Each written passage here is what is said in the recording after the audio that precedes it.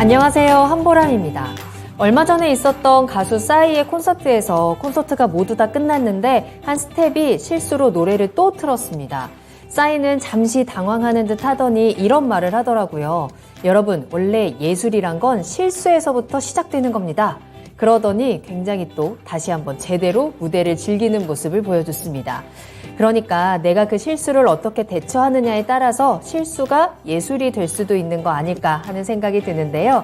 자, 그렇다면 지금부터 여러분의 실수를 예술로 바꿔보도록 하겠습니다. 투자의 신 지금 시작합니다.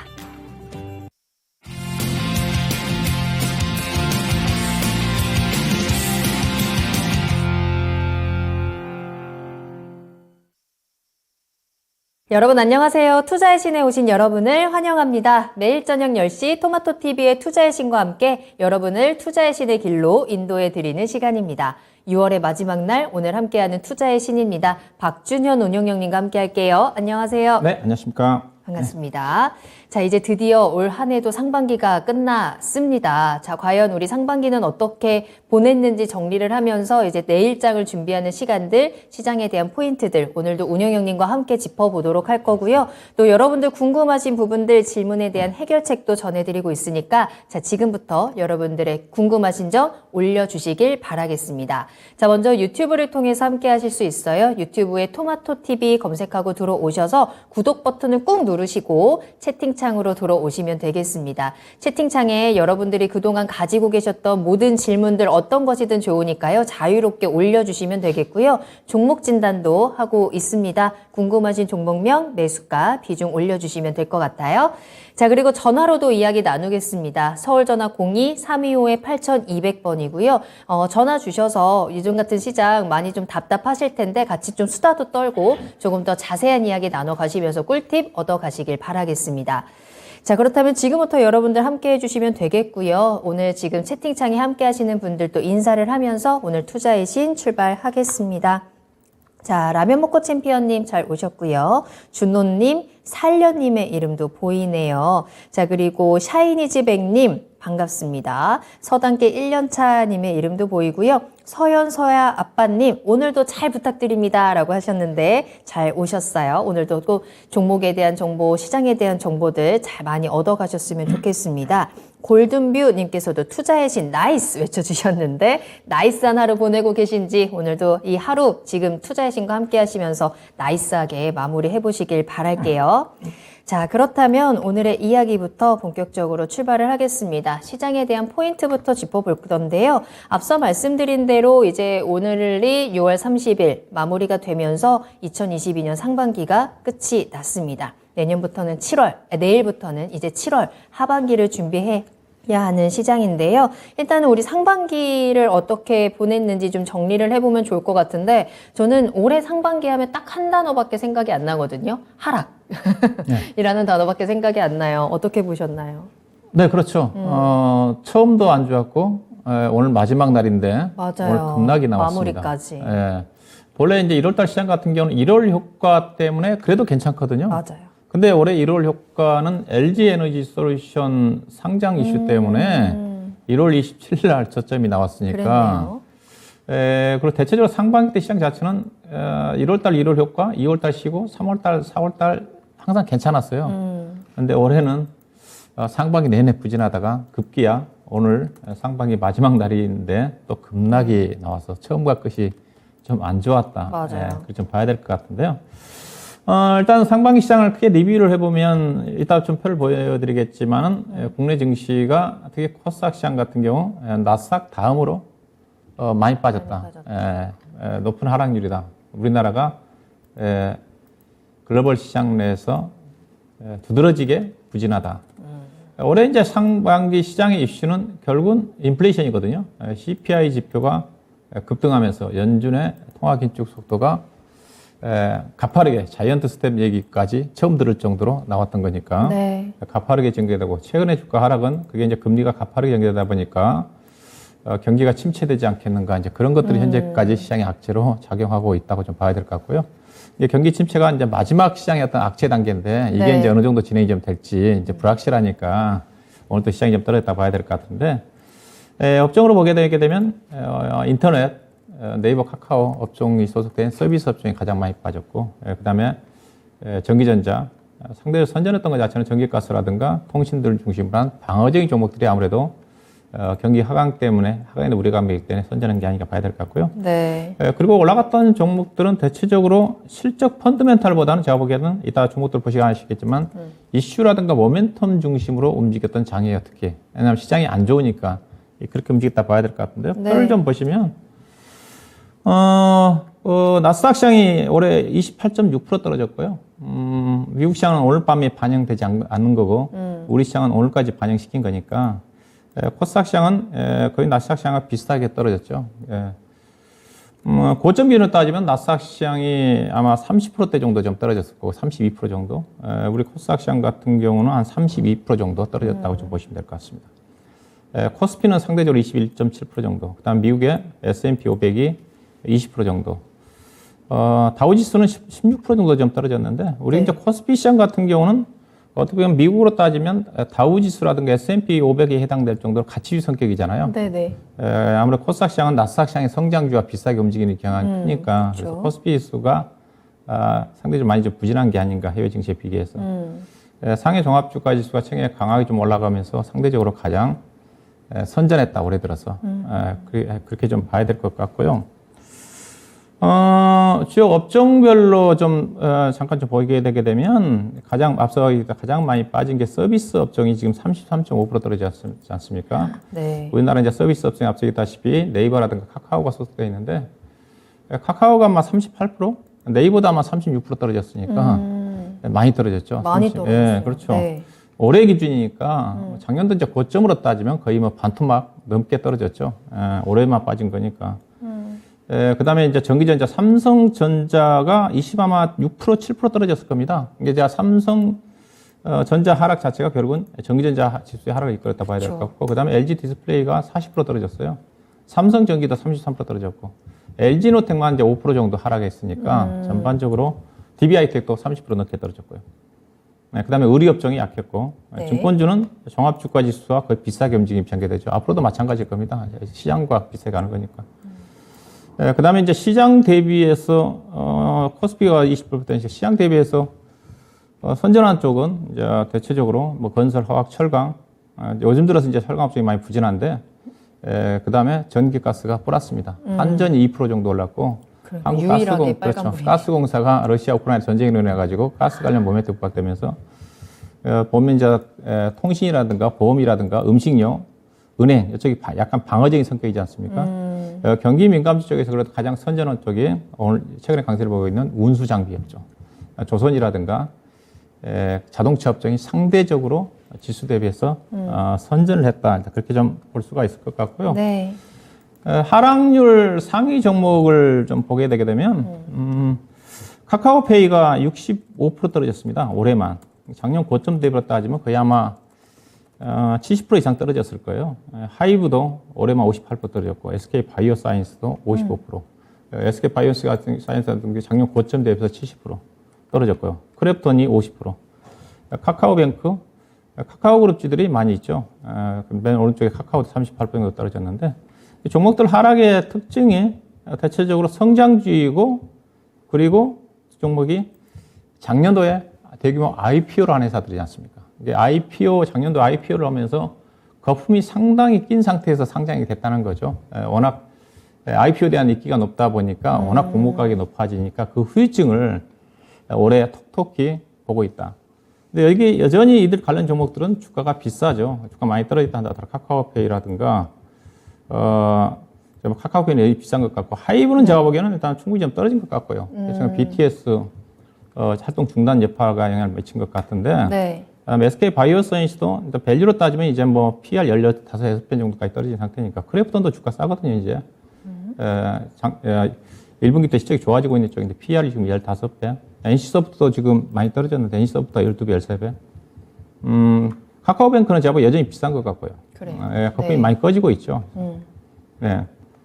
그 다음에 뭐 카카오라든가 그런 쪽은 일단은 워낙 많이 떨어지지만 그래도 성장성 대비해서 주가 많이 올라갔기 때문에 충분히 다 빠져서 이제 거품은 많이 꺼진 게 아니라 그래도 여전히 미국에 있는 페이스북이라든가 구글 알파벳에서는 약간 비싼 수준인데 그래도 우리나라에서 성장주 쪽에는 여전히 네이버와 더불어서 카카오가 주목을 받을 수 있는 부분이기 때문에 하여튼 이제 주가 하락 국면에서 성장주들이 이렇게 낙폭이 크다는 겁니다. 그래서 성장주의 함정이라고 얘기하는데 그래서 앞으로도 좀 마찬가지일 거예요. 만약에 주가가 떨어진다 한다면 상대적으로 성장주들이 추가적으로 떨어질 수 있는 그런 부분들이 있기 때문에 다만 이제 가치주 같은 경우는 여기 거의 없죠. 가치주 같은 경우는 아무래도 방어적인 성격이 워낙 자산가치 싸기 때문에 경기가 안 좋다 하더라도 하방이 지지가 될 수 있는 쪽이라고 봐야 될 것 같고요. 그 다음에 이제 상승률 상위 종목들 특징이 가장 많이 오른 게 한국항공우주입니다. 이거 그쵸. 그 이슈죠. 네, 실적 밸류로 봐서는 워낙 비싸고요. 현대중공업도 실적보다는 이슈죠. 물론 수주장고가 실적으로 연결되겠지만은 2년, 3년 이후의 실적이니까. 그 다음에 OCI는 실적 플러스 모멘텀이라고 봐야 될 것 같고요. 실적도 좋고, 여전히 최근 들어서 유럽 쪽에 신재생에너지 확대 정책의 수혜를 좀 받으면서 주목을 받고 있는데, OCI는 여전히 추가적으로 상승 여력이지 않겠는가. 보험주 중에서도 다른 보험주들이 다시 최근에 주가 상승 하락 때 다 많이 반납했는데, 현대해상이 35% 정도 상승.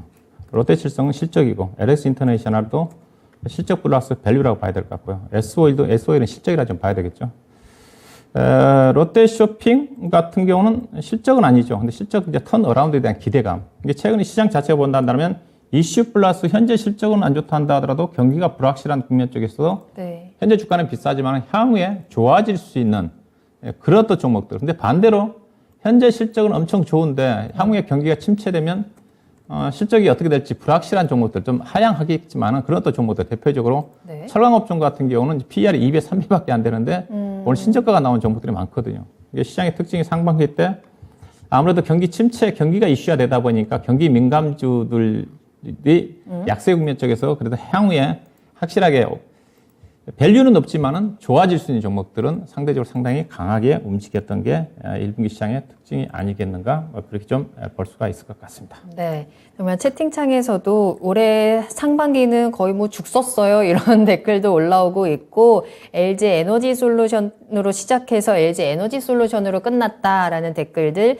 2차 전지 하락에 대한 아쉬운 부분들도 많이 올려주고 계시는데요. 한마디로 좀 정말 아쉬움이 많이 남는 시장이었습니다. 그 가운데서 특히나 많이 빠졌던 종목들 그래도 앞으로 조금 더 우리가 기대를 해볼 수 있는 종목들을 좀 짚어드렸는데요. 사실 투자라는 게 약간 시장도 심리 싸움이 강한 부분이잖아요. 사실 지금은 뭐 매수를 해야지라는 적극적인 심리보다는 어떻게든지 조금은 이거를 탈출의 기회를 어떻게 삼을까 하는 심리가 조금 더 큰 것 같다라는 생각도 드는데 이 시장에서의 심리는 좀 어떻게 흘러갔을까요? 네, 저도 이제 그런 관점에서 좀 오늘 좀 얘기 좀 하고 싶어가지고 네. 앞서 이제 상반기 시장을 리뷰를 해줬으면 하반기 시장 전망을 해야 되는데 이게 하반기 시장 저도 질문을 안 드렸잖아요. 네, 전망하기가 쉽지 않더라고요. 왜냐하면 지금 시장 자체는 투자 심리 싸움입니다. 멘탈 싸움입니다.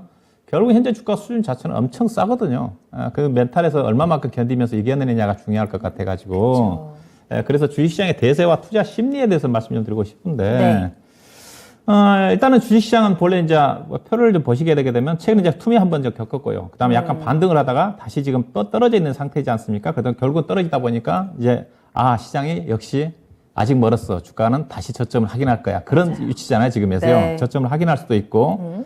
하여튼 어떻게 되든 간에 현재 시장 자체는 투매까지 맞았지 않습니까? 맞았는데, 주식시장은 본래 그렇거든요. 투자 심리라는 것 자체가, 본래 이제 주식시장의 격언이, 주식시장은 모두가 비관적일 때 주가가 태어나서, 이제 올라간다는 거죠. 태어나서, 그 다음에 회의 속에서 잘하고, 모두가 갈까 말까? 이거 더 빠질 거야? 하다가 계속 하다가 막 올라가거든요. 그러면 그때서부터는 사람들의 심리가 이제 낙관적으로 바뀝니다. 지금 따라 사야 되는 게 아니야? 너무 늦은 거 아니야? 그렇거든. 그러다가 주가가 올라가면, 이제는 낙관적으로 바뀝니다. 이제는 사야 되겠다. 오르는구나. 예, 그러면 거의 그 시점에서는 8분 능선 90% 정도까지 올라갔다는 거죠. 낙관적이. 그리고 모두가, 더 간다. 박수 칠 때, 낙관 속에 빠질 때 시장은 고꾸라진다. 이제 그런 쪽이거든요. 정말 야속하네요. 예, 그렇게 본다 한다면 지금 네. 시장 자체가 지금 투매를 한번 지난주 목요일 날까지 맞았지 않습니까? 네. 신용 반대 물량 금요일 날 좀 받아서 반등을 했다가 지금 이 상태죠, 지금요. 이 상태 정도까지 다시 바닥을 확인할 수도 있고 다시 투매 아래까지 내려갈 수가 있을 것 같은데 이런 심리일 거예요, 지금 대부분 다. 그렇게 본다 한다면 투매도 맞았고 모두가 지금 비관적으로 사 있을 때 맞아요. 주식시장을 본다 한다면 바닥이라는 거죠. 바닥이 왔을 가능성이 상당히 크다는 거죠. 그리고 그다음에 이제 저는 그래서 이런 주가가 하락한 국면 쪽에서 이제 워런 버핏에 제가 투자관을 자주 얘기를 하거든요. 워런 버핏이 대표적으로 그래도 우리가 그 투자가들이 그래도 돈 받고 싶어 하는 투자가이지 않습니까? 네. 그래서 워런 버핏의 투자가는 현재 시점에서 여러분들이 이제 염두에 둘 필요가 있을 것 같아요. 다시 정리를 했는데 앞서 제가 시장을 오늘 전망하기가 겁난다고 그랬지 않습니까? 네. 워런 버핏도 시장을 전망하지는 않는다고 그랬어요. 네. 전망하지 않는다고 그랬습니다. 대신 네. 워런 버핏이 이제 투자가들이 시장을 어떻게 보냐 물어볼 때 자기는 시장에 대해서 특별히 전망하지 않는데 대신 자기가 시장을 진입하고 이렇게 매수를 하고 빠져나갈 때는 타이밍은 알고 있다. 그걸 뭘로 보느냐. 네. 이게 되는 거죠. 모두가 투자가들이 공포스러워할 때 주식을 사고 그리고 모두가 탐욕스러울 때 앞서 모두가 한이에 젖어가지고 박수치고 더 간다 할 때 그때 시장에 떠난다는 거거든요. 이게 지금이 상당히 공포스러운 분위기지 않습니까? 네. 예. 그렇게 따지면 지금은 적극적으로 매수를 할 수 있는 그렇죠. 주식을 그런 사야 타임 되는 그렇죠. 시기이네요. 예, 네. 예, 그렇게 본다 하더라고요. 오른편 항상 그걸 염두에 둡니다. 예, 과거에 2008, 9년도에 금융위기 때 미국의 은행주들이 뱅크 오브 아메리카를 중심으로 해서 거의 시장에서 뭐 퇴출된다는 얘기까지 돌았을 때 워런 버핏이 주식을 샀거든요. 근데 워런 버핏이 그때 주식을 사고 30% 정도 떨어졌어요. 떨어졌습니다. 네. 근데 그래서 30% 떨어지니까 시장에서는 워런 버핏 또 별거 아니구나. 실패를 하는구나. 그치.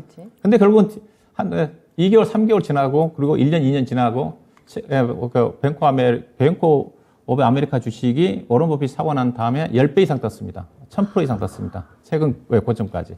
결국은 주가가 그때 저점이었다는 거죠. 사고 잠깐 빠졌을 수도 있는데 빠질 수가 있는데 지금도 그런 시점이라고 봐요. 네. 그래서 내일 제가 얘기했던 지수가 저점까지 더 내려왔지 않습니까? 제가 저점을 확인했다고 그랬었는데 네.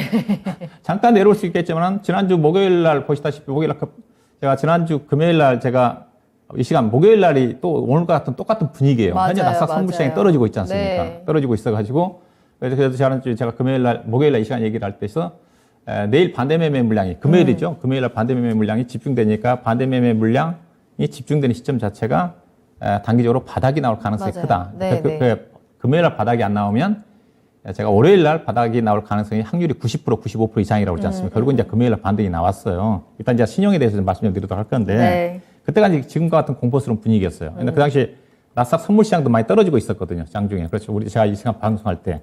맞아요. 예. 자, 근데 그래서 워런 버핏이 그럼 뭘 보고 투자하느냐? 워런 버핏은 그래서 시장을 전망하지 않는 대신에 기업을 분석한다는 거죠. 기업을 분석. 시장 전망이 무의미하니까. 그냥 당연하겠죠. 워런 버핏은 투자를 최소한 3년, 10년을 보고 투자하는 거니까 오로지 기업 분석에만 집중한다는 거죠.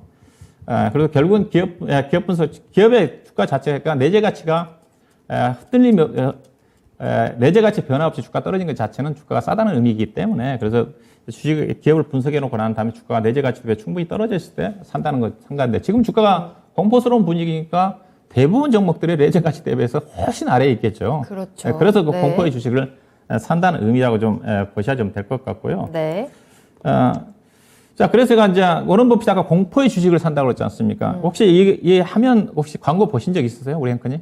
되게 옛날 광고잖아요. 네, 이거. 2000년대 그쵸? 광고입니다.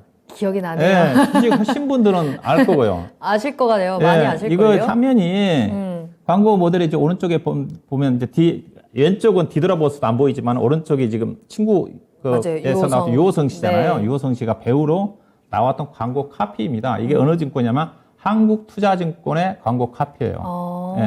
뭐냐면 무슨 말이냐면 네. 앞서 이쪽 사진 보게 되면 모두가 S 할 때 이분은 뒤돌아서서 아니요라는 표시잖아요. 아니요. 그리고 반대로 오른쪽 같은 경우는 모두가 아니요 할 때 이 사람은 S. 역발상이라는 겁니다.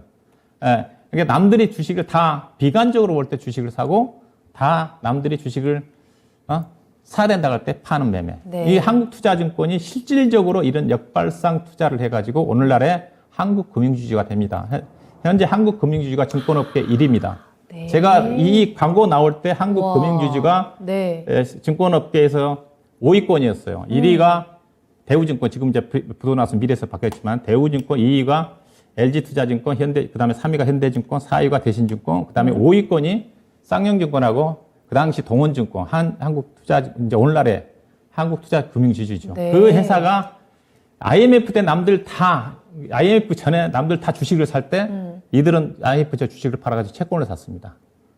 그리고 이제 IMF가 네네. 터지고 난 다음에 다들 시장이 안 된다고 했잖아요. 지금 이제 비관적일 때 걔들은 또 채권을 팔아서 주식을 샀어요. 그래서 돈을 벌어가지고 네. 한국투자신탁을 인수한 겁니다. 그 당시 한국투자신탁이 공룡이었어요. 갑이었습니다. 증권회사로 따지면. 투자신탁이 증권사들이 꼼짝 못했거든요. 오파를 받아야 되기 때문에. 그 한국투자신탁을 인수해가지고 한국금융지주로 바뀐 겁니다. 그때 이제 CEO가 김정태 씨라고 지금도 그 증권사는 지금도 아마 역발상 투자를 할 거예요. 볼에. 그렇게 해가지고 오늘날에 한국금융지가 증권업계에 그랬구나. 네. 실적으로 따지면 지금 1위 정도 됩니다. 미래에서 대구증권이 규모로 따지면 1위지만은 단기 순위로 따지면 한국금융지주가 이익이 더 많아요. 이 역발상 투자의 산 증인 같은 그렇죠. 기업이네요. 회사네요. 그렇죠. 실질적으로 아마 지금도 그렇게 하고 있을 거예요. 지금도 비관적일 때 네. 주식을 사지 않겠는가. 제가 이제 증권업계에 그때 있었기 때문에 네. 제가 LG투자증권 주인 대비해서 잘 알고 계시네요. 다 조사를 했었거든요. 그때 네. 수익률도. 그렇게 자, 보셔야 좀 될 것 같고요. 그렇다면 이럴 때 어떤 종목을 사야 그래서 되느냐? 지금 제가 이제 저는 이렇게 했어요. 지금은 시장이 제가 이거는 이제 불확실한 국면 쪽에서 투자의 대안을 하는 관점에서 제가 말씀드리고 싶은 건데, 네. 지금 뭐 이게 불안한 사람들은 제가 이런 걸 제가 옛날에 주가 이거 제가 2016년도에 또 불안할 때 미국과 중간 무역전 때 주가 많이 떨어질 때 네네. 그때 배워야 산다 주제가 제가 주식에 저축하라는 기분으로 투자를 하라는 주제를 가지고 제가 얘기할 때 이제 불안하시면 이런 종목들이 투자의 대상이 될 수가 있다. 왜냐면 보시면 이제 일단은 주가가 떨어질 걸 걱정을 해야 되기 때문에 그러기 위해서 뭐예요? PBR이 낮아야 되겠죠. PBR이 낮으면 하방이 지지가 되거든요. 물론 시장이 안 좋으면 떨어지긴 덜 떨어진다는 거예요. 앞서 기타 주가가 급락한 종목들은 뭐예요? 다 성장주들이거든요. 거의 3분의 1 토막, 그렇죠? 3분의 1 토막, 2분의 1 토막 난 종목들 수두로 가잖아요. 그거 다 성장주인데 가치주들은 그렇게 안 떨어집니다. 이게 PBR이 낮아야 되거든요. 그러면서 만약에 주가가 더 떨어지면 그래도 배당이라도 받아야 되잖아요. 배당 맨 오른쪽 배당 수익률이잖아요. 배당 네. 수익률이 평균 8% 9%짜리 들이 늘려져 있지 않습니까? 은행주는 대부분일 거고요. 건설주가 금호건설이 올라와 있는데 이들 유형의 종목들. 이게 주가가 만약에 떨어지게 되게 되면 지금 이제 금리가 올라간다 한다 하더라도 배당 수익률이 8% 9%된 거니까 배당을 받으면 되는 거거든요. 결국 기업의 가치가 싸니까 나중에 경기가 안 좋다 한다 하더라도 사이클상 1년, 2년 이후에 늦어도 3년 이후에는 다시 사이클상 주가가 올라오거든요. 근데 그때 제가 얘기했던 종목들이 나중에 보니까 2016년에 얘기했던 종목들이 이들 유형의 종목들인데 다 보니까 80% 100% 다 올라갔더라고요. 만약 주가가 30% 40% 올라가 버리면 배당 받지 말고 차익 실현해야 되겠죠. 이런 어떤 투자, 이런 유형이 있는 종목들이 국내 시장에 많다. 그런 어떤 관점에서도 접근해 볼 필요가 있지 않겠는가, 그렇게 말씀드리고 있습니다. 네. 자, 그럼 이어서 앞서 말씀해 주신 대로 신용에 대한 이야기를 좀 해봐야 되는데요. 지난주에도 이 신용 잔고에 대한 부분을 굉장히 강조를 해주셨거든요. 이제 신용거래 융자 잔고가 이제 17조 원대로 내려왔다. 계속해서 감소하고 있다라는 뉴스들이 계속 뜨고 있더라고요. 이 부분은 우리가 어떻게 좀 앞으로 해결을 해야 될까요? 예, 그렇죠. 지난주에 제가 잠깐 이제 신용 융자에 대해서 자세히 좀 말씀 좀 드렸는데 이것도 이제 주식시장 신용 잔고와 시장과의 밀접한 관계가 상당히 많거든요. 결국 이제 지난주 금요일날 신용융자 잔고가 이제 대량으로 좀 나가면서 신용융자 잔고 자체가 지금 이따 좀 표를 보여드리겠지만 2020년도 9월 이후 최저치입니다. 최저치. 원래 신용융자는 네. 주가가 상승한 구간에서 계속 증가합니다. 주가가 떨어져야지 강제 매매 때문에 감소하지 주가가 올라간 구간에서는 절대 신용융자가 떨어지지가 않아요. 계속 또 빌려서 계속 상승하니까 계속 투자를 하는 거죠. 그렇죠. 그래서 우리나라 신용융자 잔고 자체가 작년 8월달, 9월달에 26조 원대가 고점이었거든요. 이게 주식시장이 작년도에 6월달에 고점 찍었으니까 3,316포인트. 그 이후로 2, 3개월 정도 증가되다가 자연 감소 줄어들다가 21조 5천억 6천 유지가 되다가 최근에 급락을 하면서 7조 원대로 떨어졌는데 하락에 떨어지는 거고요. 일단은 주가 하락으로 반대 매매가 급증한 구간에서는 바닥 시그널입니다. 그래서 제가 지난주 금요일날 대량 물량 받고 이제 급등했다가 지금 다시 내려가 있는 쪽인데, 네. 그 다음에 그렇게 해본다 한다면 신용융자 잔고가 이제 급감한 종목들은 이제 물량 공백기예요. 이제 급감한 종목들은. 그 종목들은 역발상으로 이제는 산다 그러면 신용융자 급감한 종목을 관심을 좀 가져야 되겠죠. 반등을 하게 되면 그런 종목들이 탄력적으로 반등이 나옵니다. 네. 대신 이제 기업 내용이라도 실적도 봐야 되겠죠. 테마성으로 인해가지고 주가가 급등해가지고 신용 증가 들어간 종목들은 자제를 해야 되겠지만은 기업 내용도 괜찮은데 신용융자 때문에 주가 빠져서 그런 종목도 관심인데 보시면 신용융자가 17조 8천억입니다. 지난주 제가 이 시간 얘기할 때 19조 5천억이었거든요. 그 사이에 지금 1조 7천억이 줄어들었는데 1조 7천억이 어마어마하게 줄어든 겁니다. 그러니까 최근에 21조 6천억대에서 지금 17조 8천억이니까 거의 4조 가까이 3조 8천억이 줄어든 거잖아요. 그러면 이제 현금까지 같이 나가는 거니까 거의 8조 원 정도의 시장에서 얘기하고 있는 악성 매물이 급한 물량들이 정리가 된 거죠.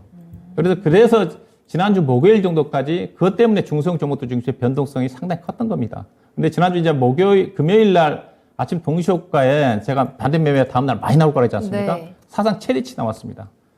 코스닥 시장이 1,100만 주, 코스피가 700만 주 나왔어요. 그 물량이 정리가 된 게 어제 오늘 반영이 좀 돼가지고 17조 8천억까지 좀 떨어졌는데 그래서 물량이 정리가 되고 난 다음에 금요일하고 월요일까지 주가가 급반등이 나왔지 않습니까? 네. 제가 급반등이 나올 거라 그랬었는데 맞아요. 다시 주가가 내려왔지만 그러면 이건 어떻게 봐야 되느냐? 일단은 신용융자 잔고를 봐서는 주가는 바닥 나왔어요. 이게 급한 물량 때문에 떨어진 거니까. 근데 앞으로 이제 신용 물량 어떻게 되냐? 추가적으로 만약에 지수가 현재보다 10% 20% 정도 지수가 더 떨어지면 저점에 떨어지면 또 추가적으로 반대 매매 물량이 나오겠죠.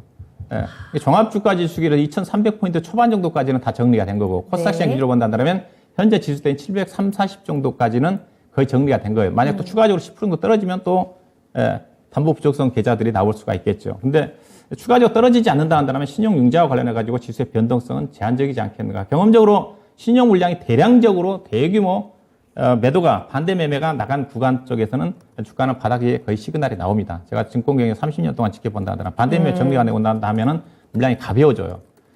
그래서 만약에 시장이 안정을 찾는다 한다면 주식시장이 물량 감소로 해서 탄력적으로 지난주 월요일처럼 이번 주 월요일처럼 지난주 목금요일처럼 나오지 않겠는가.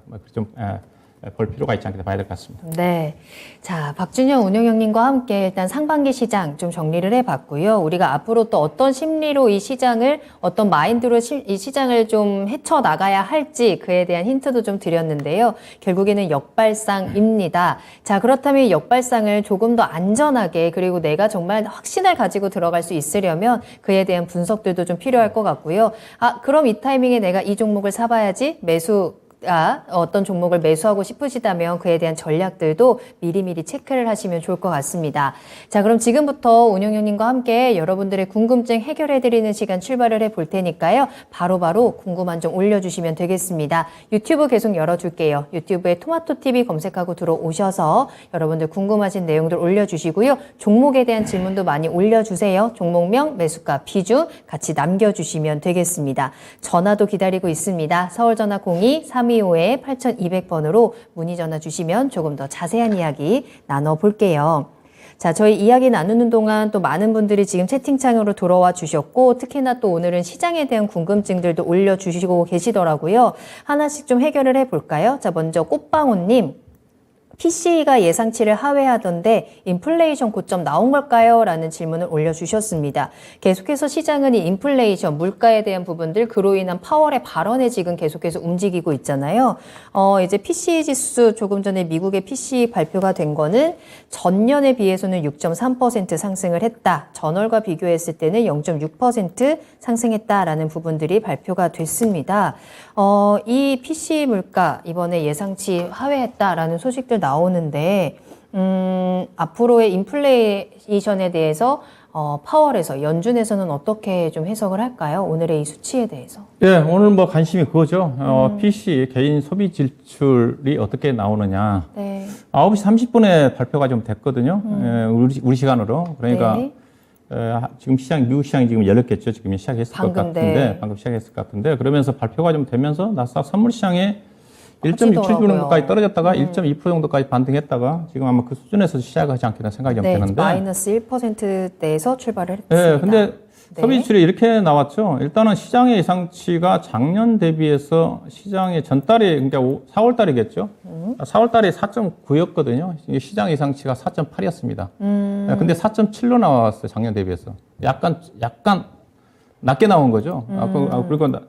그리고 전달에 비해서는 높게 나왔죠. 전달이 아마 0.2% 증가인데 0.6% 정도 증가세로 나온. 근데 전달 같은 경우 제가 시장 컨센이 없었던 걸 알고 있거든요. 근데 시장에 컨센이 나왔던 것 자체가 작년 대비니까 이거는 약간 0.1% 정도 낮게 나온 것 자체가 그래서 낙사 선물 시장이 약간 줄인 게 아닌가 생각이 좀 되는데 일단은 저는 걱정했던 게 낙사 선물 시장이 계속 떨어지고 있어가지고 네. 최근에 이제 유럽 쪽에 독일이라든가 중심으로 해가지고 CPI 지표 자체가 상당히 이상 높게 나왔거든요. 그래서 이번에 미국의 개인 소비 지출도 상당히 높게 나오지 않겠는가 저는 그런 걱정을 했거든요. 근데 일단은 시장 예상보다 그렇게 나쁘지는 않은 것 같습니다. 근데 현재 지금 나스닥 시장 자체가 어떻게 전개될지 모르겠지만 1% 정도 언저리 정도니까 일단은 좀 어중간에 좀 떨어졌기 때문에 그 네. 부분 자체가 이제 우리 시청자님이 질문했듯이 뭐 정점이 나왔다든가 정점이다. 그 정도는 아닌 것 같고요.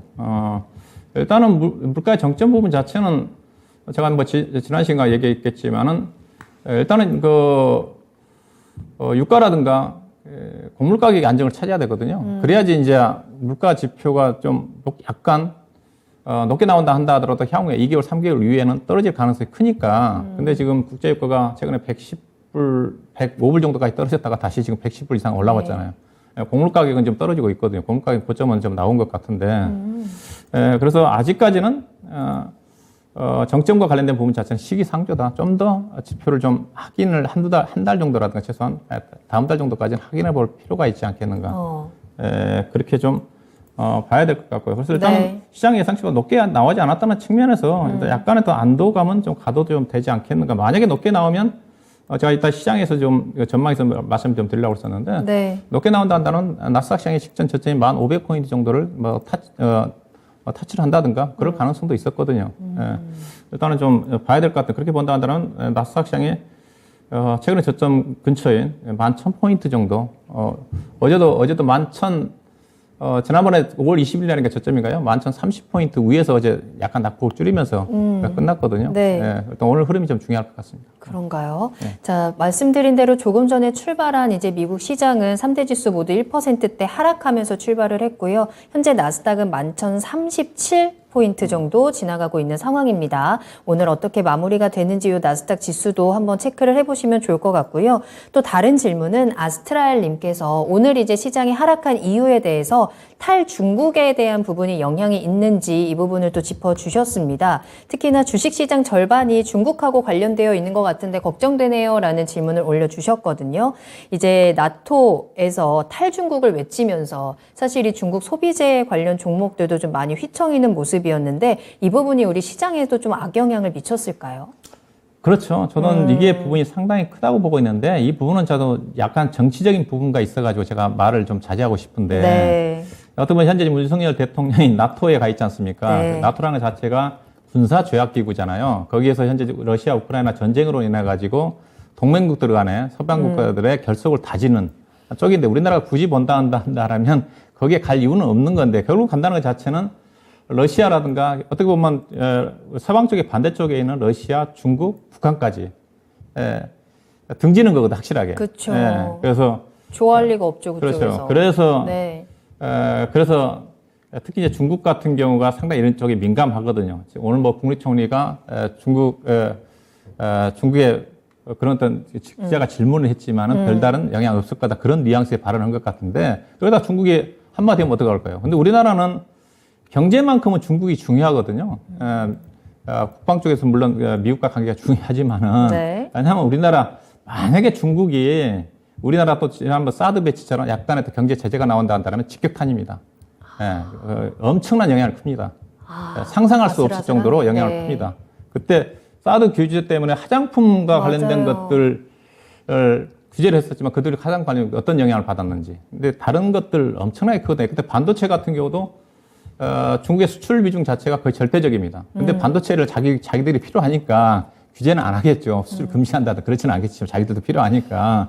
근데 다른 쪽에서 우리나라가 별로 필요 없는 쪽에 나온다 한다는 네. 영향이 크거든요.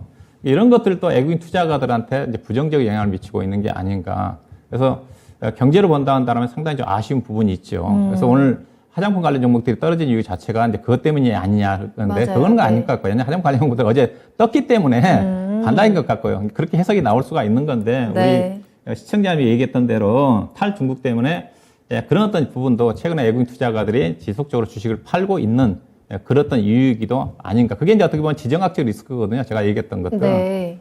그런 것들은 좀 우리가 뭐 주목을 좀 해야 되지 않겠는가 경기에 대해서 봐야 될 것 같습니다. 알겠습니다.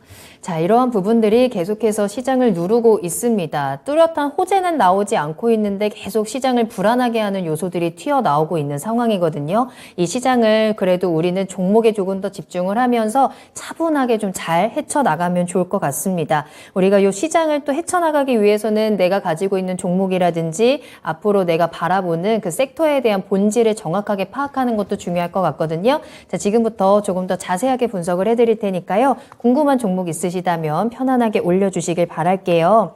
하이조님 오셨네요. 반갑습니다. 꽃방울님, 오늘 약식은 떡볶이입니다. 라고 하셨는데 순대도 꼭 같이 드셨으면 좋겠어요. 대한도굴협회님도 오셨고요. 기훈님, 그리고 현경님 종목 올려주시네요. 잘 감사합니다. 박은숙님, 그렇다면 주식은 포기해야 하나요? 라는 질문도 올려주셨는데 포기하지 마십시오. 포기하기 전에 투자의 신과 함께 하시면서 우리의 계좌를 조금 더 살려낼 수 있는 방법들, 이 주식시장에서 수익을 좀 낼 수 있는 방법들, 꿀팁들 얻어가시면 좋을 것 같아요.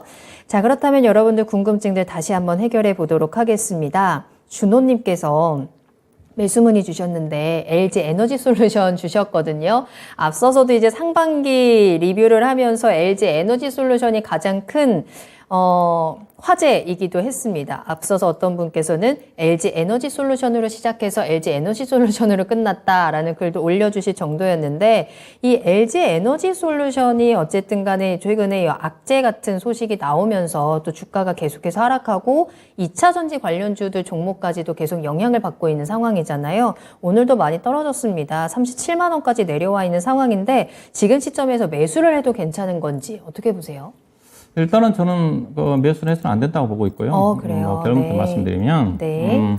이제 LG 에너지 솔루션이 이제 어제 왜 좀 뭐 악재라도 볼 수는 없는데, 미국 쪽에 투자 한쪽 부분을 약간 연기한 거지 않습니까? 그쵸, 재검토에 좀 확인을 할 것 같은데, 연기한 이유가 제가 악재로 작용한 것 같아요. 재검토한 자체가.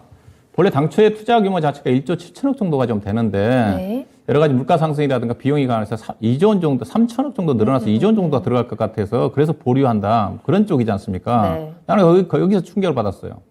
왜냐면, 그래서 2차전지 관련 정보도 전반적인 영향을 미친 게 아니라 생각이 나요. 왜냐면, LG 에너지 솔루션이 3천억 정도 더 물가가 오른 거에 대해서 그것 때문에 부담을 느껴서 연기한다. 이게 말이 안 되거든요. 왜냐면, LG 에너지 솔루션 같은 경우는 그래도 LG화학이 돈을 많이 벌고 있고, 특히 올해 IPO를 통해서 대규모 자금 조달하는 회사고, 그리고 작년도에 SK 그 이노베이션과 그 특허 침해와 관련해가지고 돈도 받았지 않습니까? 그 2조 가까이 되나요? 그렇죠. 돈 많습니다. 그러면 네. 나머지 LG 에너지 솔루션이 돈 때문에, 비용 때문에 3천억 증가된 것 때문에 보류했다. 그러면 다른 회사들은 어떨까요? LG 예컨대 SK온이라든가 그런 회사 같은 경우는 더 어렵지 않겠습니까? 특히 SK온 같은 경우는 LG 에너지보다 투자를 엄청나게 늘리고 있는 쪽인데, 네. 그게 이제 어떻게 보면, 이거 자금이 부족한 쪽으로 생각하고 했던 게 아닌가, 투자가들이. 예, 그래서 오늘 이제 2차 전지 에너지, 소재 관련 종목들까지 직격탄을 맞았는데, 그래서 저는 이제 이런 얘기 하고 싶어요. LG 에너지 솔루션을 사는 게 아니라, 자, 그런 얘기 하거든요. LG 에너지 솔루션 사는 게 아니라, 소재 회사를 사야 됩니다. 소재 회사를 사야 되고요. 삼성전자를 사는 게 아니라 사더라도, 빈매물 중심으로 반도체 장비라도 소재 쪽이 제가 훨씬 유리하다고 그렇게 얘기하거든요. 이게 가급적 산다는 것 자체는. 예. 왜냐하면 실적 성장률을 보시면 알 수가 있어요. LG 에너지 솔루션은 지금 2분기 실적은 예상치보다 조금 하향하게 나올 겁니다. 3분기부터는 좋아질 거라는 전망인데, 네. 약간 대표적인 양극재 회사들, LNF라든가 대표적으로 이제 LNF가 LG 에너지 솔루션 쪽에 양극재를 공급하는 회사니까 이 회사의 실적 성장 증가율과 LG 에너지 솔루션을 비교해보면 알 수가 있거든요. 예컨대 LNF 같은 경우는 올해 영업이익이 전망치가 작년도 443억인데 올해 2,778억, 내년도 3,960억, 네. 그 다음에 5,400억 계속 늘어나는데 LG 에너지 솔루션이 이렇게 증가 안 해요. 20%밖에 증가 안 합니다. 증가 안 합니다. 그리고 셀회사 같은 경우는, 배터리 회사들보다는 이게 소재 관련 기업들 같은 경우는 다른 여러, 앞으로도 유럽에 있는 회사들 같은 경우도, 배터리 내재화에 따라 진출할 수가 있거든요. 그러면 그들, 나라들한테도 공급할 수가 있어요. 네. LNF라든가 코프로 양극재가 회사 같은 경우. 근데, 이런 그 셀 회사들 같은 경우에 잠재적인 리스크가 많습니다. 경쟁 회사들 뛰어들 거고 또 향후에 전고체 시장의 진입함에 따라 가지고 약간 기술의 변화에 따라 가지고 또 그런 리스크도 있어요. LG에너지는 그나마 1위 정도 되기 때문에 그런 타격을 받지는 않겠지만 후발주자 같은 경우 영향을 미칠 수가 있거든요. 그다음에 이제 밸류인데, 네. 그다음에 이제 밸류인데 LG에너지 솔루션이 지금 PR이 올해 100배가 넘을 겁니다. 지금 이제 주가 떨어져서 97배네요. 오늘 주가 떨어졌으니까 이제 94배 정도 되겠죠. 90배 되거든요, 올해. 그 다음 내년도 64배예요. 그래서 제가, 3주 전인가요? 나스닥 기업들 많이 떨어질 때 제가 그런 얘기 했는지 모르겠지만 테슬라 주가를 보여주면서 테슬라 PER이 58배밖에 안 됩니다. 네네네네. 그렇죠. 그래서 기억나요. 테슬라 주가를 사야 됩니다. LG에너지 솔루션보다. 맞아요. 그런 얘기 했었죠. 네. 그때 테슬라 주가가 628불이었습니다. 지금 테슬라 주가가 나스닥 신저가 근처까지 내려왔지만 지금도 막 740, 50불일 거예요. 이게 테슬라가 PER이 58배고 LG에너지 솔루션은 100배다. 테슬라가 현재는 갑이거든요. 전기차 시장 쪽에서 배터리사 선택할 수가 있기 때문에. 그런 걸 감안하면 LG에너지 솔루션 주가 자체가 비싸다는 거죠. 예, 비싸다는 거죠. 예. 그러니까 그렇게 본다면 LG에너지 솔루션 지금 PER이 95배 되는데 지금 양극재 회사들 같은 주가 떨어져서 지금 PER 30배까지 떨어졌거든요. 그래서 사더라도 저는 그런 양극재 회사라든가 소재 관련 기업을 사야 된다. LG에너지 솔루션보다는. 그런 시각입니다. 그래서 물론 이 종목도 반등이 나오겠지만 반등이 이 종목은 제가 LG에너지 솔루션은 최근에 44만 5천 원이 이제 고점이라고 그랬거든요. 38만 원 정도에 사서 44만 5천 원 정도였는데 약간 길적 반등 가능하겠지만 사더라도 저는 제가 보는 시각 자체는 네. 그게 나을 수가 있고 그다음에 사더라도 삼성 SDI가 현재로 봐서는 더 안전합니다. 안정성을 현재 불확실한 국면이기 때문에 삼성 SDI는 어떻게든 최대 시적이고요. 최대 시적이고 최근에 뭐 전망치도 양호하게 나왔지만은 삼성 SDI는 PER이 25배거든요. 내년도 20배 되는 수준이기 때문에 안정성 측면에서 물론 성장성으로 따지면 현재로 봐서는 LG에너지는 좀 가파르게 올라가겠지만 그렇지만 불확실한 국면이 전개될 때는 상대적으로 안정성이 있으면서도 좀 무난하게 올라갈 수 있는 종목이 저는 삼성 SDI예요. 현재로 봐서는. 그리고 LG에너지보다 가급적 소재가 낫다. 네. 알겠습니다. 자, LG 에너지 솔루션 매수 문의 주셨는데요. 지금은 매수하기에 적절한 타이밍이 아니다라고 정리를 할 수 있을 것 같고요. 만약에 2차 전지 매수에 관심이 있으시다면 LG 에너지 솔루션보다는 양극재 소재 쪽으로 관심을 가져보는 게 어떨까라고 조언도 해드렸으니까 참고해 보시길 바랄게요. 자, 계속해서 여러분들의 질문 해결 도와드리고 있습니다. 궁금하신 종목 올려주실 때는 매수가랑 비중 그리고 어떤 고민을 가지고 있는지 조금 더 구체적으로 올려주시면 더 자세한 이야기 나눠볼게요. 자, 다음 상담 만나볼게요. 이번에는 전화로 이야기 나누겠습니다. 시청자님 안녕하세요. 네, 안녕하십니까. 네, 안녕하세요. 반갑습니다. 네, 자, 어떤 종목 궁금하신지 먼저 종목 이야기부터 출발해 볼까요? KG 스틸 KG 스틸이요. 매수가랑 비중 어떻게 되실까요? 14,200원 네. 50%. 50% 보유하고 계세요. 알겠습니다. 자, KG 스틸 최근에 좀 이슈가 있으면서 오늘도 좀 많이 빠지긴 했는데 어떤 점이 가장 궁금하세요? 추가 매수로 해야 됩니까? 매도로 해야 됩니까? 알겠습니다. 매수하신 지는 얼마나 되셨을까요, 이 종목? 한 이틀 됐는데요. 아, 그래요? 최근에 떨어질 때 잡으신 종목이고 지금 더 떨어지는 구간에서 앞으로 어떻게 대응 전략을 짜야 되는지 원용현님과 함께 이야기 나눠볼게요. 연결해 드리겠습니다. 네. 네. 예, 그 최근에 사셨으면 그냥 철강 업종을 보고 사신 거죠? 네네. 예. 그 전에 사셨으면 가졌었으면 아무래도 최근에 이슈화됐던 주가 급등했던 쌍용차 인수와 관련해가지고 재료를 부각될 때 샀다고 봐야 될 것 같은데 최근에 그 재료는 현재 지금 끝난 거니까. 근데 결국은 이제 다른 얘기지만은 쌍용차 인수와 관련해가지고 샀던 것들 지금 광림이나 종목들 지금 주가 거의 아작났거든요. 그리고 제가 호재 아니라고 그랬거든요. 이거 KG 그룹에서 이제 거의 이제 KG 그룹 쪽에서 인수가 좀 될 건데 KG를 중심으로 KG 케미칼 중심으로 해가지고 될 건데 이거 호재가 아니거든요. 그래서 자동차 업황 자체가 여러 가지 불확실한 부분이 있는데. 근데 이제 KG 스틸 철강주로 샀다 그러면 이거 잘못 산 겁니다. 잘못 산 겁니다. 철강주로 샀다 한다 그러면 KG 스틸은 옛날에 이제 동부제철이라는 회사고 동부제철을 인수해서 KG가 인수해서 KG 스틸로 바뀌었는데 일단 주가는 싸기는 싸요.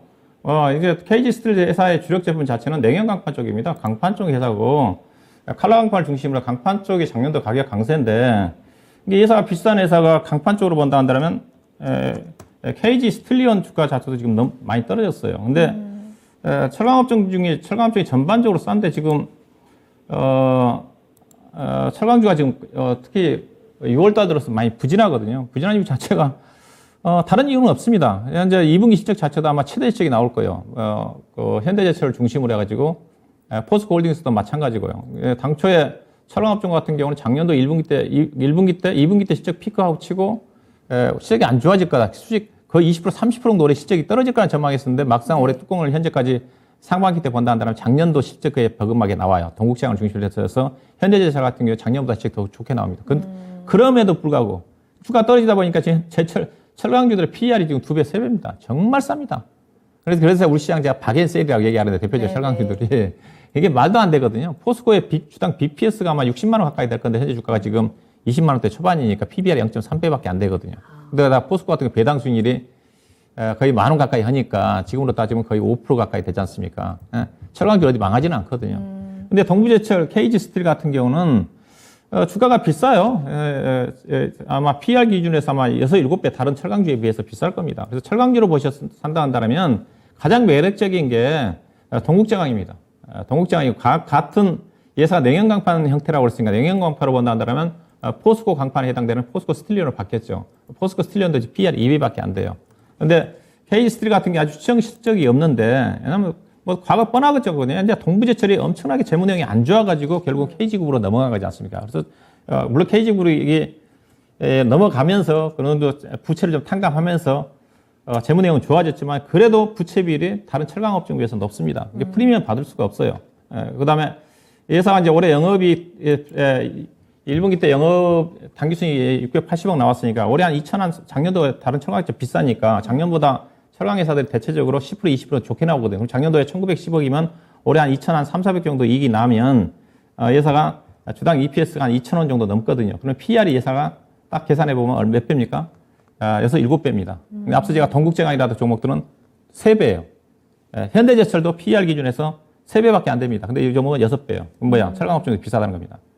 그래서 최근에 주가가 이제 급등했던 후유증도 있고 그래서 철강주로 샀으면 잘못 샀어요. 그래서 일단은 그렇지만 어느 종목도 빠져서 반등이 나올 건데 반등은 제한적입니다. 그래서 파셔가지고 사더라도 동국제강이라든가 현대제철이라든가 포스코로 교체하는 게 낫지 않겠는가. 그렇게 좀 말씀드려야 될 것 같습니다. 네. 자, 시청자님 KG스틸 반등 시 매도 의견 드렸고요. 매도 이후에 종목 교체해 보시는 거 추천해 드렸습니다. 참고가 좀 되셨을까요? 네, 감사합니다. 네. 오늘 전화 주셔서 감사합니다. 네, 목소리에 굉장히 실망감이 가득하신 것 같아서 좀 마음이 아픈데 또 다른 종목으로 충분히 수익 보실 수 있을 것 같아요. 자, 이렇게 해서 온용영님과 함께 여러분들의 궁금증도 좀 속 시원하게 해결해 드렸는데요. 지금부터는 내일장 시장 전망을 좀 체크해 보도록 하겠습니다. 지금 미국 시장은 계속해서 조금씩 낙폭을 키워나가고 있는 흐름이거든요. 앞서서 하반기 시장은 전망 너무 하기도 쉽지도 않고 하고 싶지도 않다라는 이야기를 앞서서 했었는데 그래도 우리 내일장을 좀 준비할 수 있는 투자 전략 어떤 게 있을까요? 예, 일단은 현재 지금 경기 침체가 정말로 현실화 되느냐, 되지 않느냐. 그거는 지금 당장 알 수가 없습니다. 네. 3분기, 최근 3분기, 4분기 정도 가야 되는 게 아닌가. 근데 최근에 어제 이제 미국의 GDP 성장률이 1분기 확정치가 좀 발표가 좀 됐지 않습니까? 당초의 확정치보다 아마 마이너스 1.5에서 1.6으로 좀 약간 좀 안 좋게 나왔을 거예요. 네. 2분기 성장률이 지금 0.3% 예상을 하고 있는데 약간 좀 마이너스도 나오지 않겠는가 전망인데 그 정도면 이제 2분기 연속 마이너스면 경기 침체나 마찬가지거든요. 실질적으로. 이제 3분기, 4분기는 약간 좋아질 거라는 전망인데 얼마만큼 이제 봐야 될 것 같은데 어떻게 되든 간에 현재 경기 침체 부분 자체를 상당 부분 거의 잡아 80, 90% 정도는 반영이 좀 됐어요. 80% 정도는 반영됐다고 봅니다. 최소한. 만약 이제 경기 침체가 된다 한다면 대부분 미국 시장에서도 S&P 기준에서 3,200 정도까지는 빠질 거라는 전망을 비관적으로 하지 않습니까? 그러면 거의 10% 정도 언저리거든요. 근데 지금 거의 S&P 기준에서 20% 빠졌고 나스닥은 지금 30% 이상 떨어졌으니까 나스닥 시장 같은 경우도 과거에 주요 이벤트가 있을 때 제가 이제 33, 4% 정도가 고점이라고 많이 빠졌다고 얘기하고 있는 쪽인데 근데 국내는 뭐냐? 국내는 그러면 경기가 어떠냐? 지금 현재까지 국내는 GDP 성장이 마이너스 아니에요. 우리나라는 여전히 올해 전망치가 그래도 2% 정도 성장할 거라는 전망입니다. 미국처럼 그렇게 역성장까지는 아니라는 거죠. 그리고 국내 기업들의 실적도 현재 대부분 업종들이 최근에 삼성전자 실적이 하향 조정됐지만은 올해 실적 전망치 그대로 유지하고 있습니다. 그냥 그럴 수밖에 없을 것 같아요. 왜냐하면 주요 업종들 지금 실적이 나쁘게 나올 업종이 없어요. 왜냐하면 삼성전자가 약간 실적이 하향 조정됐는데 대신 이제 자동차라든가 정유업종이 실적이 좀 좋게 나오면서 커버가 되고 있는 쪽이거든요. 전체적인 큰 베이스 자체는 올해 예상했던 당기순이 180조 원, 184조 원 정도는 나올 가능성이 큽니다. 내년도 이제 경기가 하방이 진행된다 한다면 20% 정도 줄어들겠죠. 그럼 만약 경기가 침체가 된다 한다면 180조 원이 예컨대 20% 줄어지면 내년도에 한 130조에서 140조 원까지 떨어질 수가 있는데, 근데 130조, 140조 원이 적냐? 아닙니다. 아니죠. 2018년도에 우리나라 단기 수익이 2019년도인가요?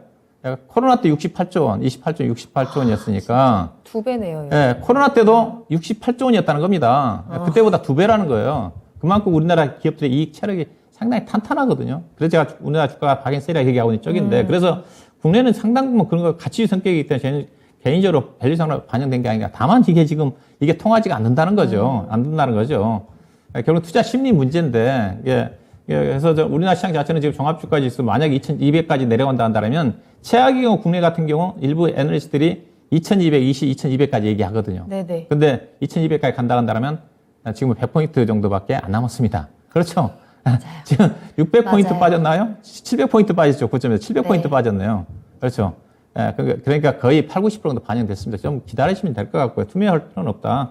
길게 보면 단기적으로 제가 저점을 예상하고 있지만 현재 밸류 본다는 2, 3개월 이후에는 보면 지금이 매수할 수 있는 매수가 좋은 기회였구나 그렇게 생각하실 겁니다. 단기적으로 잠깐 빠질 수가 있어도. 지난주 보시다시피 목요일날 급락했는데 금요일부터 월요일날 이번 주가 반등한 게 어때요? 단기간에 빠졌던 것 자체가 6월 20일 이전 수준까지 주가가 올라가 버리거든요. 이게 급반등 나올 가능성은 아무튼 열려져 있습니다. 근데 앞서 이제 PCI 지표가 좀 나왔는데 약간 나스닥 시장이 그러면서 빠지는 걸 봐서는 다른 악재가 좀 부담스러운 부분이 있는 것 같은데 나쁘진 않을 것 같고요. 국내 시장 자체가 지난주 목요일까지는 신용 물량 때문에 빠졌으니까 신용 물량이 좀 감소했기 때문에 하방이 좀 상대적으로 신용 물량 때문에 변동성이 많이 나타났던 거거든요. 근데 최근에 오늘 주가 빠진 건 제가 보기엔 공매도예요. 공매도 물량을 조심해야 되는데 특히 6월 달에 코스피 200하고 코스닥 150 종목에 신규로 편입된 종목들이 있습니다. 그들 종목들 같은 공매도 지금 직격탄을 맞고 있는 것 같아요. 대표적으로 그런 종목들을 좀 조심하셔야 될 것 같고요. 네. 그런 물량들은 요즘 이제 공매도 물량이 상당히 좀 이슈가 되고 있는데 신용 물량은 좀 가벼워졌지만은 그래서 시장의 안정을 찾으면 주가는 탄력적으로 지난주 금요일 이번 주 월요일처럼 빠르게 반등이 나올 수가 있다. 그렇게 보셔야 될 것 같고 그래서 좀 긴 흐름을 쪽으로서 좀 보셔야 될 것 같고 다만 이제 신용이라도 갖고 계신 분들은 분명히 관리를 하셔야 되거든요. 현금 갖고 계신 분들은 좀 기다리면 결국 기업 내용에 문제가 없으면 제가 경험적으로 증권시장 경력 30년 동안 본다 한다면 거의 기업은 제자리 찾아가거든요. 그렇게 보셔야 될 것 같고 관심은 일단은 IT가 반등이 먼저 나와야 되거든요. 안정을 찾아야 되기 때문에 많이 빠졌고 그다음 철강업종의 경기 순환주가 지금 중국 시장은 계속 지금 강세인데 앞서 이제 중국 쪽에 얘기 나왔지만 중국 시장이 강하면 우리가 강해야 되는데 맞아요. 전혀 혜택을 못 받아요. 맞아요. 2016년도 18년도에 미국과 중국과의 무역 분쟁 때문에 우리나라가 가장 피해를 받았는데 그럼 중국이 잘 나가고 있는데 그럼 중국 관련 경기 민감주 철강주라든가 종목들 화학주라든가 반등이 나와야 되는데 못 가죠. 그러니까 그런 것들도 앞서 얘기했듯이 우리 시청자가 지적했듯이 탈중국과 관련된 것들이 악재로 부담을 작용하고 있는 게 아닌가 생각됩니다. 그렇다 한다더라도 철강주 주가 너무 싼 것 같습니다. 자동차는 실적이고 정유와 더불어서 코스닥 시장 그래도 2차 전지가 반등이 나와야 되지 않겠다. 신재생에너지는 현재와 같은 변동성 면적에서 나름대로 상당히 선전하지 않겠는가. 충분히 태양광이라든가 풍력중 관련 종목들은 관심을 OCR 중심으로 해서 현대에너지 솔루션이라든가 관심을 가져볼 필요가 있을 것 같습니다. 네. 자, 이렇게 해서 내일장을 준비하는 투자 전략까지 체크를 해봤는데요. 자, 그렇다면 이러한 공포 속에서 이 공포를 이기고 우리가 좋은 종목을 매수해서 수익을 낼 수 있는 방법은 어떤 게 있을까? 조금 더 구체적인 내용 필요하시다면 오늘 운영형님과 함께하는 유튜브 라이브 공개 방송도 꼭 함께 하시길 바라겠습니다. 일요일 저녁 10시에 만나볼 수 있어요. 7월 3일 일요일 저녁 10시. 시장을 이기는 전략, 혼란한 증시 속에서 수익 내는 법에 대한 팁들 얻어가시길 바라겠습니다. 토마토 투자자문 홈페이지와 유튜브를 통해서 바로 참여 가능하시니까요. 여러분들 잊지 마시고 일요일 저녁 꼭 참석해 보시길 바라겠습니다. 자, 그렇다면 오늘도 운영형님과 함께 이 6월의 마무리를 잘 해봤고요. 운영형님과는 여기서 먼저 인사드릴게요. 오늘 감사합니다. 네, 오늘 저희가 방송에서 전해드린 내용은 투자 판단에 대한 참고 자료입니다. 투자는 투자자 본인의 책임과 판단에 따라서 이루어져야 한다는 점 다시 한번 유의해 주시기 바랍니다. 오늘도 그리고 6월 한 달 동안 정말 너무너무 고생 많으셨고요. 저는 다음 이 시간에 돌아오도록 하겠습니다. 시청해 주신 여러분 고맙습니다.